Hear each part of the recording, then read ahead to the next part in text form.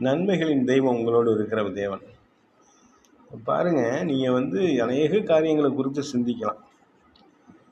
நான் ஒரு எளிமையான ஒரு பாஸ்டர். ரொம்ப இதெல்லாம் கிடையாது. சத்தியத்தை எப்படியாவது உங்களுக்கு புரியும்படியா சொல்லிக் கொடுக்கணும்னு தான் நான் விரும்புகிறேன். பெரிய வார்த்தையெல்லாம் சொல்லி அப்படியெல்லாம் நான் பேசுறதில்ல. இப்படியே சாதாரணமாக தான் நான் லட்சக்கணக்கான பிரசங்கங்கள் பண்ணியிருக்கேன். 41 ஆண்டுகள் ஊழியம் செய்கிறேன். பல லட்சம் இடங்களில் நான் ஊழியம் செஞ்சுருக்கேன். தெருக்களில், சபைகளில், கூட்டங்கள், வீட்டு கூட்டங்கள், மிகப்பெரிய கன்வென்ஷன் கூட்டங்கள், எல்லா இடத்துலையும் நான் பிரசங்கம் பண்ணுறேன்.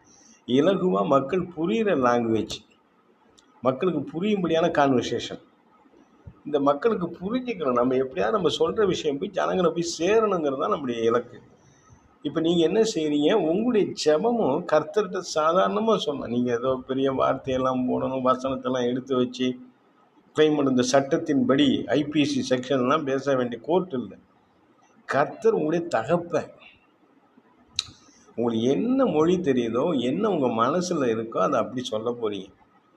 இதுதான் ஜெபம். சும்மா போட்டு இந்த வசனத்தின்படி ஆண்டவரே நான் பரிசுத்தவான், ஒன்றும் கிடையாது. அவர் தான் பரிசுத்தர். நம்மெல்லாம் பாவி. நம்மளை மீட்க அவர் வந்தார்.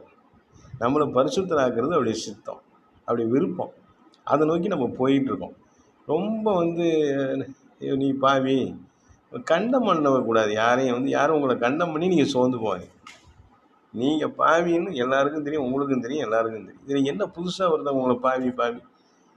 அவர் தான் பரிசுத்தர். அவரை சேர்ந்தால் நம்ம பரிசுத்தமாயிடும். அவர் ஏன் நினைங்க, இலகுவாக பேசுங்க, சாதாரணமாக அவர்கிட்ட பேசலாம்.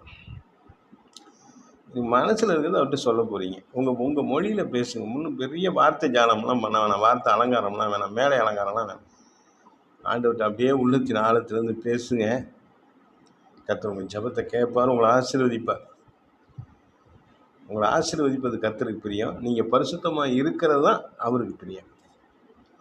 பரிசுத்தத்துக்கு முயற்சி பண்ணுறோம் அவருடைய பலத்தில், நம்ம பலத்தில் முடியாது. அவருடைய பலத்தில் அவரை சார்ந்துக்கிட்டு இருந்தால் அவர் பரிசுத்தமாக்குவார்.